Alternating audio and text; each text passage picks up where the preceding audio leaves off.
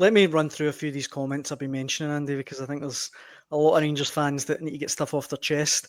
This one here, Davey says, it's not been great so far, has it? Fans will accept taking time with the performance, offer some sort of hope. Doesn't feel like at all that we're 1 or 2 signings away. Alistair says, every performance seems to be the opposite of what Russell promised. Slow in attack, ponderous in the ball, and awful at the back. I'm desperate for this to work, but I just can't see it. Petey says, the performances are actually getting worse. I'm genuinely scared what Bruges could do to us. And finally, Rangers Easy OK says, I'm willing to give Russell Martin a chance, but one thing finding a bit concerning is with the left back from Brentford on his way. That's now a right back, a centre back, and a left back, all on loan with no option to buy. It seems like we're kicking the can down the road. Different if the loans have the same impact as Czerny or Tillman, but not convinced at all with Aarons. And obviously, the guy that he mentions there, Andy, is Brentford's Jayden Migoma, who Russell Martin after the game said he hopes there'll be a Rangers player. I think he's another exciting young defender. Yeah, again, it's somebody that Russell Martin knows from his time at Southampton. I think they had him in the first team there for a year. So that's the reason I think they went for him. But in terms of his experience, as you say, yeah, not much of that. I think the loan situation is a concern. Just the fact that whatever happens this season, Rangers are going to have to be looking into next year, looking to basically rebuild their defence again. So I think that fans are right to be ever so slightly concerned about that. But just some of the other points, the pace of play, I think, is a real concern. I've just before we come on there, I've been sitting watching a bit of Chelsea against Crystal Palace, and you see the speed which both teams move the ball. And I'm not trying to compare Rangers to Crystal Palace or Chelsea, but that's the environment from which Russell Martin has just come up the road from.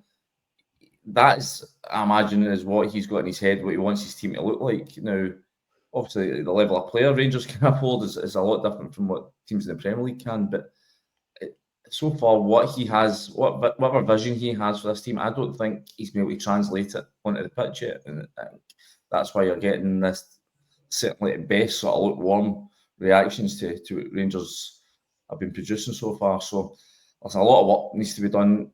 Would 1 or 2 signings make a difference? I think it would help, but they have to be the right signings. For me, I've just written a piece for tomorrow's paper on the centre forward situation. I think that is where a lot of Rangers' issues stem from. Russell Martin spoke in midweek about how pleased he was with Jack Butland and the 2 centre backs over in Pilsen, sort of showing that bravery in the ball, willing to sort of take, not risks, but to leave it as late as possible before they play their passes, try to draw that press on from the opposition in order to open up the space for the forward guys. And certainly Cyril Dessers in that first half in Pilsen was so far off it, just continually giving up possession, leading to turnover after turnover. And that led to, we've all spoken about the stats with how many shots Rangers have had to face in their 6-7 games so far this season. And so I think getting somebody in there that's certainly just, not even just a goal scorer, but somebody who's just more reliable, secure in the ball. I think you saw Wigamani coming on yesterday. He's not only got the technique, the talent, but I think he's got the personality as well to play up there, to handle that pressure. He's definitely, as Russell Martin said yesterday after the game, there's areas games he need to polish up. Certainly his decision making at times, when to release the ball, when to hold on to it. But I think for me, he's the best option in this Rangers squad right now. If they've not got the resources to go and get somebody else in. But again, he spoke after the game and said he's unlikely to start. In fact, he won't start on Tuesday night against Club Brugge because he's obviously had a disrupted pre-season. I just think it's maybe a gamble worth taking. I think there's a potential if Rangers don't get this right to get a real sore one against Club Brugge, because they're a proper team. Obviously, we've seen them in pre-season. We saw them at Celtic last year in the Champions League. They reached the last 16 of that tournament.